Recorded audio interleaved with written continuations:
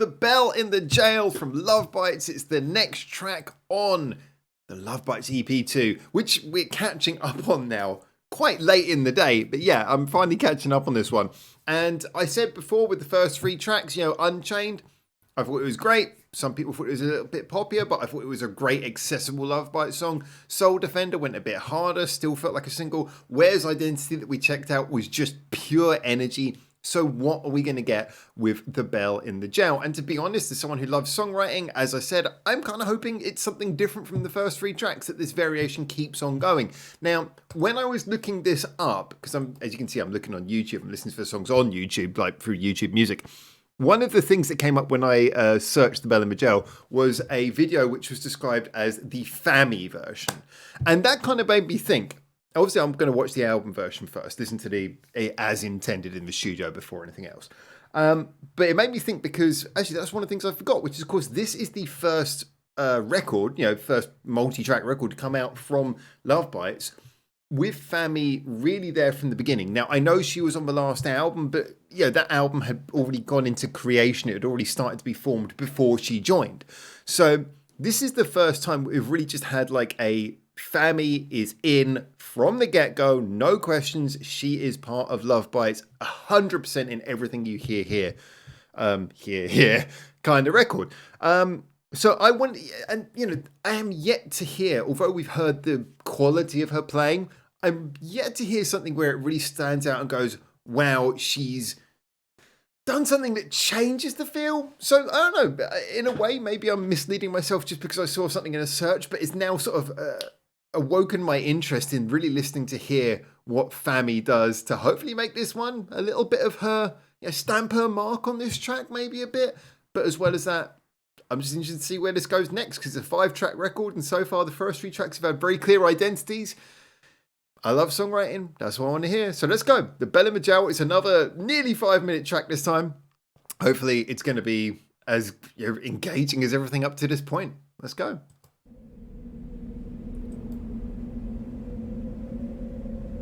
Moody. Ooh.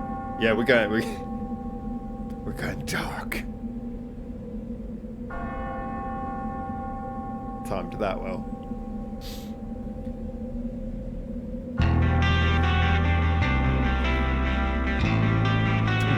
Nice, okay.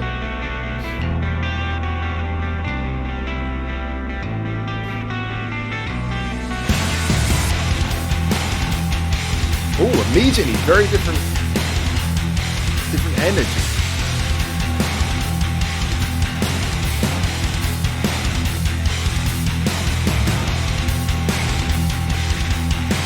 Loving the way that the bell's still there on the beat. That's cool. It is in the title of the song, after all.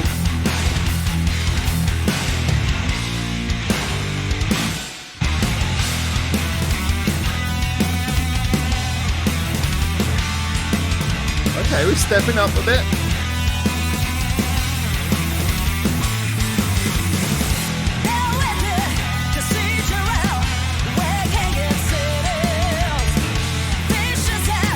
Yeah, that bass line's cool actually, yeah.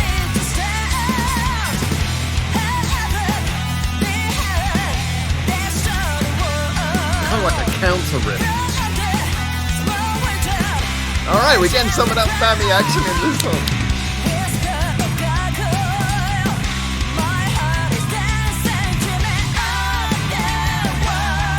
Oh, like the melody build up.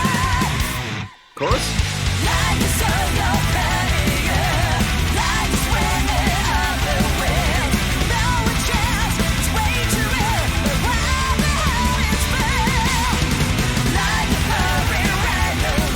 Haruna's snare work there is amazing.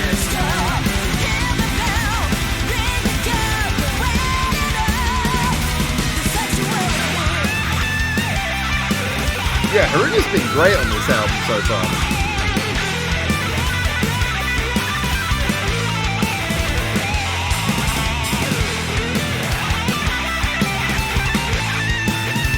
This is cool. This might be my favourite so far if it carries on this level. How are we halfway through? Time flies when you listen to Love Bites songs.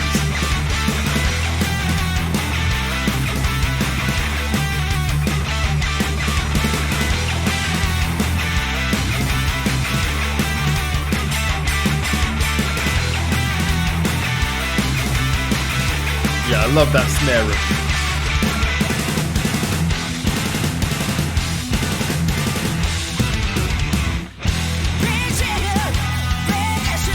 The little triplet step down there at the end is really cool as well.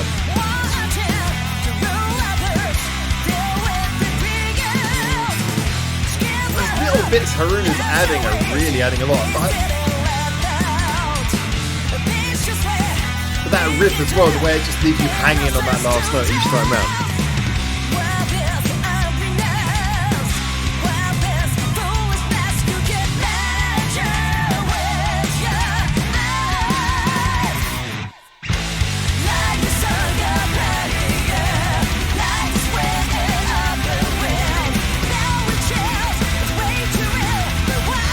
And that bass line, listen to the work there.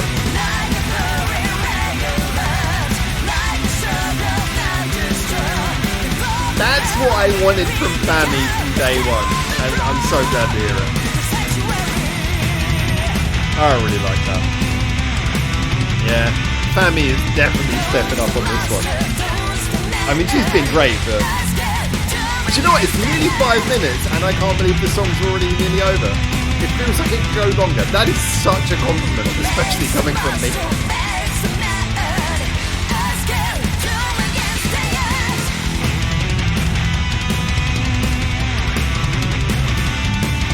This is very impressive. I got to be honest. This has surprised me.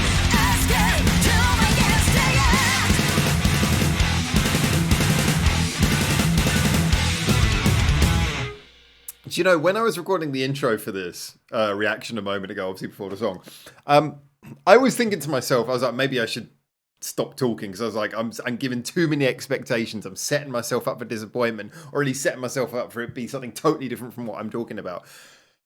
That was everything that I said I wanted it to be.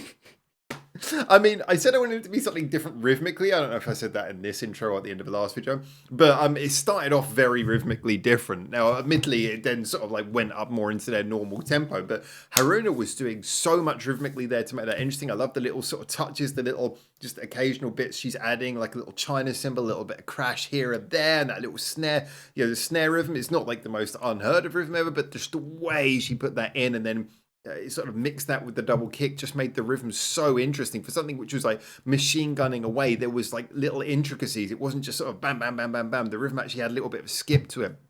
Absolutely adored that.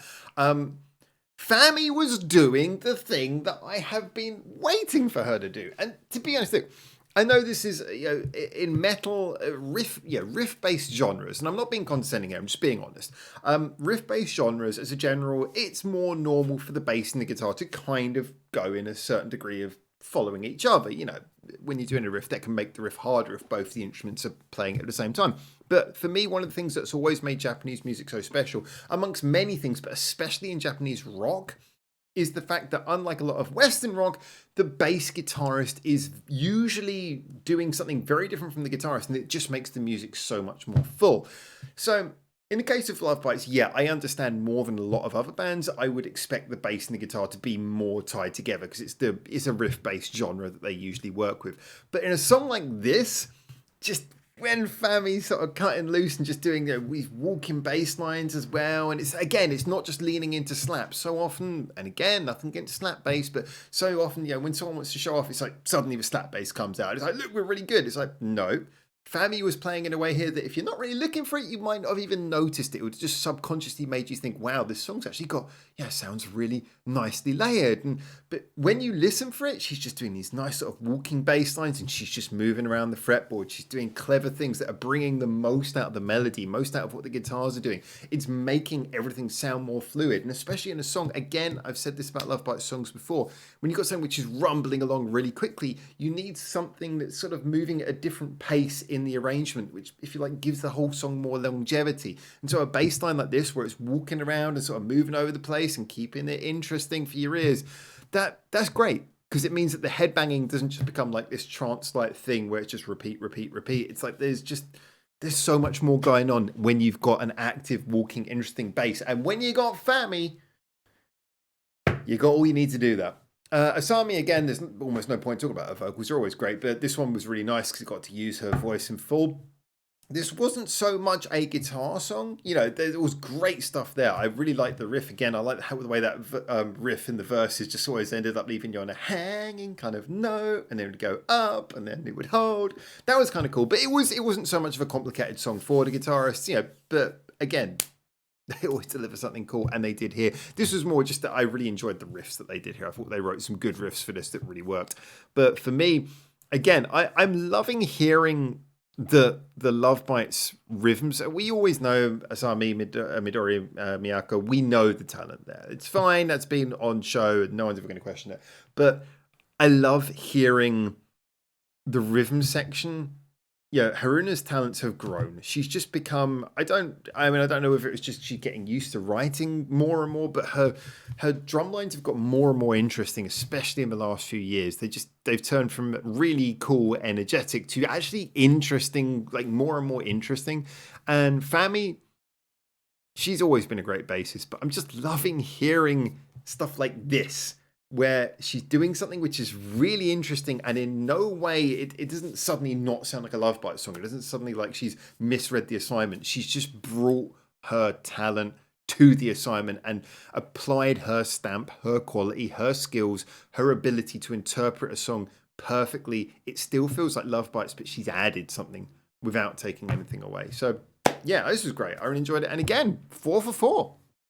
Each song on this album feels genuinely different. So we're into the last one. Last one's next. I can see there's a disc 2, but the disc 2 is like Don't Buy the Dust. Well, that is from Love Bites EP 1, as is for Scream for Me. Can't remember. I don't know if Apocalypse is. Bravehearted is an old song as well, isn't it? I definitely know that Scream for Me and Don't Bite the Dust are oldies. But anyway, we're going to go for Someone's Dream next, and then you guys can let me know in the comments if I should be checking out disc 2. I mean, I might just check it out for my own entertainment, but whether I should be checking it out with you guys or whether it's not worth doing reactions for. Anyway, it's not a quality thing. It's just, is it actually something different from what we've talked about before? Interesting in that way. Anyway, get in the comments. Tell me what you think. Oh, by the way, if you want to hear the music that I make, then you're always welcome to go check out this song that I did. I made the music video, and I wrote the song with ASSUN from Castella Park and Otto from Caramel Candid. I really hope you enjoyed it. It's linked in the description below as well. It's been out for a couple of months. We've got like nearly a couple of thousand views, so any support we really appreciate. It might be your thing, might not be. It's not quite as rock as Love Bites, but maybe you'll like it. Let me know. Hey, if you like me and you want to support me, that's a good place to go. Anyway, thank you so much for checking this out, and until I hopefully see you very soon in the comments or in the next video. For now, ciao, ciao.